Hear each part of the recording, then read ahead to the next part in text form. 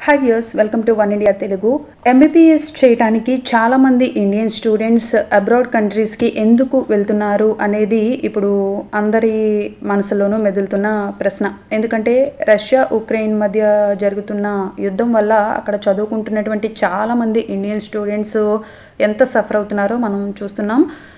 ఈ సందర్భంగా రైజ్ అవుతున్న క్వశ్చన్ ఏంటంటే ఎందుకు ఇంతమంది స్టూడెంట్స్ ఇండియాలో కాకుండా ఫారిన్ కంట్రీస్లో అందులోనూ ఉక్రెయిన్లో ఎంబీబీఎస్ చేస్తున్నారు అనేది. అండ్ కొంతమందికి దీనికి ప్రాపర్ రీజన్ ఏంటనేది తెలియదు. అండ్ చాలామందికి వీటి మీద చాలా డౌట్స్ అపోహలు ఉంటాయి. బేసిక్ 2 రీజన్స్ అండి వీళ్ళు ఎక్కువగా ఎంబీబీఎస్ చేయడానికి అబ్రాడ్ కంట్రీస్కి ఎందుకు వెళ్తున్నారు అనే దానికి. Number 1, lack of seats in India. MBBS seats సఫిషియెంట్గా లేకపోవటం వల్ల ఇండియాలో స్టూడెంట్స్ అందరూ ఎక్కువగా అబ్రాడ్ కంట్రీస్ వెళ్ళాల్సి వస్తుంది. అండ్ సెకండ్ థింగ్, ఇండియాలోని కాలేజెస్తో కంపేర్ చేస్తే మోస్ట్లీ ప్రైవేట్ కాలేజెస్తో అబ్రాడ్ కంట్రీస్ ఫారిన్ కంట్రీస్లోని కాలేజెస్లో ఫీజెస్ అనేవి చాలా తక్కువ. ఈ 2 బేసిక్ రీజన్స్ వల్ల ఎక్కువగా స్టూడెంట్స్ అబ్రాడ్ కంట్రీస్కి వెళ్ళాల్సి వస్తుంది. అండ్ దీని గురించి ఇంకా మనం డీటెయిల్గా మాట్లాడుకుంటే కనుక ఫర్ ఎగ్జాంపుల్ 2021 నీట్ ఎగ్జామ్ విషయానికి వస్తే దాదాపు 15 లక్షల కంటే పై చిలుకు క్యాండిడేట్స్ ఆ ఎగ్జామ్కి అటెండ్ అవ్వడం జరిగింది. అండ్ అలాగే 8 లక్షల కంటే పై చిలుకు మంది క్వాలిఫై అయ్యారు స్టూడెంట్స్. కానీ ఇండియాలో ఉన్న ఎంబీబీఎస్ సీట్స్ 88,000 ఓన్లీ.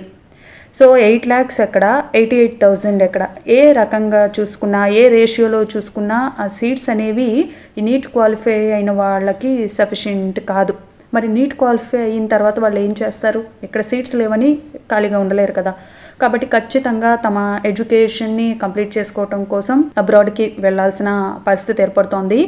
అండ్ అలాగే ఇక్కడ ఉన్న ఆ సీట్స్ వరకే డాక్టర్స్ చదివి సర్వీస్ చేయటం అంటూ జరిగితే గనక చాలామంది ప్రజలకి కరెక్ట్ వైద్యం కూడా దొరకదు. అంటే డాక్టర్ పేషెంట్ రేషియో అనేది చాలా మాసివ్ డిఫరెన్స్ వచ్చేస్తుంది.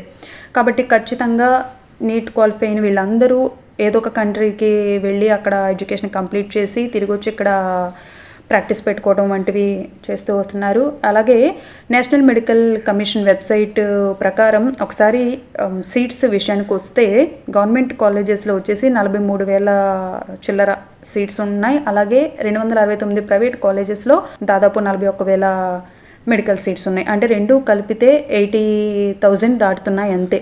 మరి ఇంతమందికి కంప్లీట్గా సీట్స్ దొరకటం అనేది చాలా కష్టమైన పని. సో ఈ నేపథ్యంలో ఖచ్చితంగా స్టూడెంట్స్ అనేవాళ్ళు అబ్రాడ్ కంట్రీస్కి వెళ్లాల్సిన పరిస్థితి ఏర్పడుతోంది. అందుకే ఈ రీజన్ వల్లే చాలామంది students China, Russia, Ukraine, Bangladesh, Pakistan, Nepal, Kazakhstan, Philippines ఇటువంటి కంట్రీస్లో ఎంబీబీఎస్ చేయడానికి వెళ్లాల్సిన పరిస్థితి ఏర్పడింది. అలాగే ఇండియా నుంచి అలాగే మన తెలుగు స్టేట్స్ నుంచి కూడా చాలామంది స్టూడెంట్స్ అబ్రాడ్ కంట్రీస్కి వెళ్తున్నారు. ఉక్రెయిన్లో కూడా చాలామంది తెలుగు విద్యార్థులు ఎంబీబీఎస్ చేస్తున్న పరిస్థితి ఉంది. అయితే ఇప్పుడు ఉక్రెయిన్ రష్యా యుద్ధం నేపథ్యంలో అక్కడ స్టూడెంట్స్ చాలా సఫర్ అవుతున్నారు. కానీ ఇలాంటి సిచ్యువేషన్లో విదేశాలకు వెళ్ళి ఎంబీబీఎస్ పూర్తి చేస్తున్న విద్యార్థుల్లో 90% మంది ఇండియాలో నిర్వహించే క్వాలిఫైయింగ్ పరీక్షల్లో ఫెయిల్ అవుతున్నారంటూ కేంద్ర మంత్రి ప్రహ్లాద్ జోషి చేసిన కామెంట్స్ చాలా దుమారమే సృష్టించాయి. ఎందుకంటే విదేశాల్లో మెడిసిన్ కోర్సు పూర్తి చేసిన విద్యార్థులు ఇక్కడ ప్రాక్టీస్ పెట్టాలంటే ఫారెన్ మెడికల్ గ్రాడ్యుయేట్ ఎగ్జామినేషన్ అంటే FMG అనేది ఒకటి ఉంటుంది. సో దాంట్లో క్వాలిఫై అవ్వాలి. కానీ అందులో క్వాలిఫై అవ్వట్లేదు అక్కడ చదివి వచ్చిన వాళ్ళు. అలాంటప్పుడు అక్కడ చదవటం ఎందుకు అని కేంద్ర మంత్రి క్వశ్చన్ రైజ్ చేయడం జరిగింది. సో దీనిపై చాలామంది అభ్యంతరాలు వ్యక్తం చేశారు. అసలు ఇది కరెక్ట్ టైము కాదు అది మాట్లాడడానికి. యాక్చువల్లీ ఈవెన్ కరెక్ట్ టైం అయినా సరే ఇక్కడ సఫిషియెంట్ సీట్లు లేకపోవడం వల్లే కదా అక్కడికి వెళ్ళాల్సి వస్తుంది అనేది చాలామంది వాదన.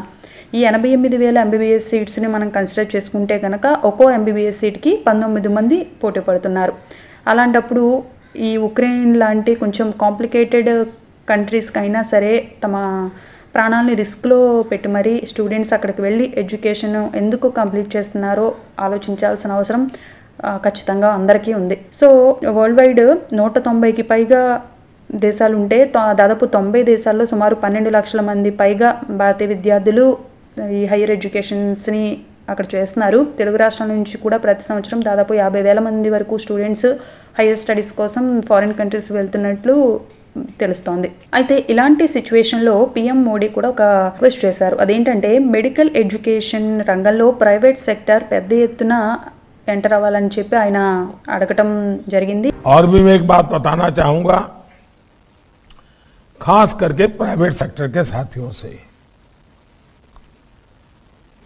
आज हमारे बच्चे पढ़ने के लिए, खास करके मेडिकल एजुकेशन के लिए दुनिया के छोटे छोटे देशों में जा रहे हैं. वहां लैंग्वेज भी प्रॉब्लम है, फिर भी जा रहे हैं. देश का अरबों खरबों रुपया बाहर जा रहा है.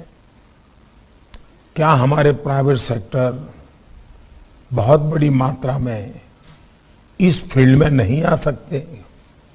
क्या हमारी राज्य सरकारें इस प्रकार के काम के लिए जमीनों को देने में उम्दा नीतियां नहीं बना सकती हैं, ताकि अधिकतम डॉक्टर्स हमारे यहाँ तैयार हो, पैरामेडिक्स तैयार हो?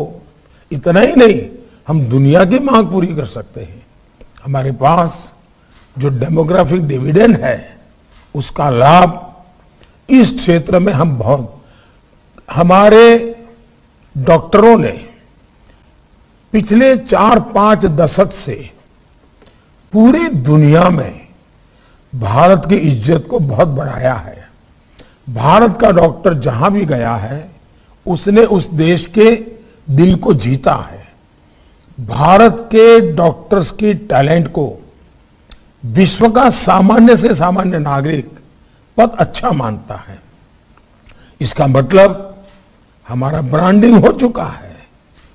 अब हमें योग्य लोगों को तैयार करने में तेजी लानी है. ఈ యుక్రెయిన్ ఇష్యూ తర్వాత వచ్చే అకాడమిక్ సెషన్ నుండి ప్రైవేట్ మెడికల్ కాలేజెస్లో 50% సీట్లను గవర్నమెంట్ కాలేజెస్లో ఏ కాస్ట్కి అయితే ఇస్తున్నారో అలా తక్కువ కాస్ట్కి 50% సీట్స్ ప్రైవేట్ కాలేజెస్ ఇస్తాయని చెప్పి నేషనల్ మెడికల్ కమిషన్ గైడ్లైన్స్ జారీ చేయడం జరిగింది. ఇక్కడ క్వశ్చన్ రైజ్ అవ్వచ్చు, ప్రైవేట్ సెక్టర్ ఈ షార్టేజ్ని ఫిక్స్ చేయొచ్చా అంటే ఎస్, ఖచ్చితంగా ఛాన్సెస్ ఉన్నాయి.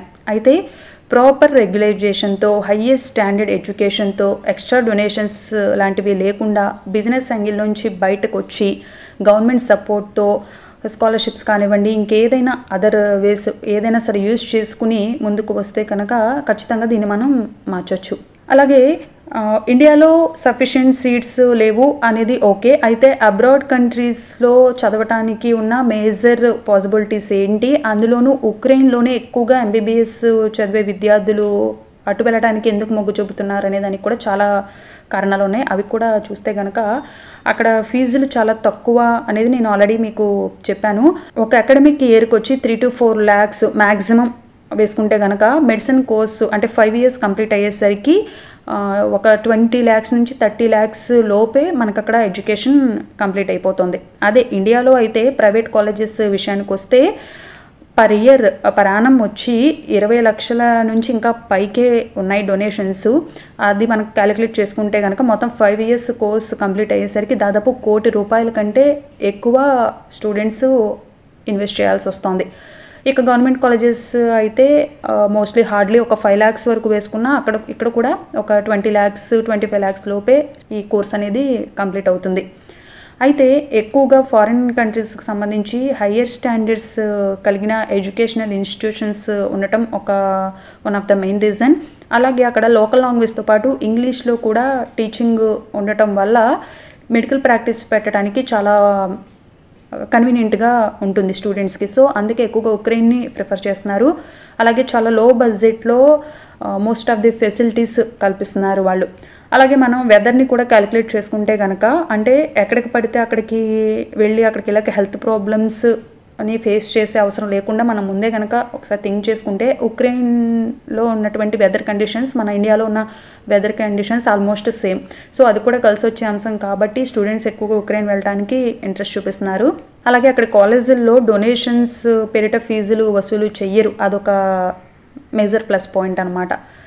అలాగే ఇండియన్ మెడికల్ కౌన్సిల్ నిర్వహించే ఫారిన్ మెడికల్ గ్రాడ్యుయేషన్ ఎగ్జామినేషన్ ఇందాక చెప్పాను కదా, క్వాలిఫైయింగ్ ఎగ్జామినేషన్ అది. అలాగే ఇప్పుడు గవర్నమెంట్ తీసుకొస్తున్నటువంటి నేషనల్ ఎగ్జిట్ టెస్ట్, వీటికి కూడా ఉక్రెయిన్లోని మెడికల్ కాలేజీలు ట్రైనింగ్ ఇస్తున్నాయి అనమాట. అయితే మొత్తంగా 2024 నాటికి WHO చెప్పినట్లుగా 1:1000 రేషియోలో డాక్టర్ వర్సెస్ పేషెంట్స్ నిష్పత్తి ఉండాలనేది WHO సూచించింది. దాన్ని టార్గెట్గా పెట్టుకుంది ఇండియన్ గవర్నమెంట్. అయితే దీనికి అట్లీస్ట్ పర్ ఇయర్ వచ్చేసి ఇక్కడ నుంచి 30,000 కంటే కొంచెం ఎక్కువగానే MBBS సీట్స్ని యాడ్ చేయాల్సి ఉంటుంది. లేదంటే ప్రైవేట్ సెక్టార్ని ప్రోత్సహించే ఉద్దేశం ఉంటే గనక ఆ దిశగా ఫండ్స్ అలొకేట్ చేయటం, దానికి తగ్గట్టు ప్రణాళికలు రచించడం వంటివి ఖచ్చితంగా గవర్నమెంట్ చేయాల్సి ఉంటుంది.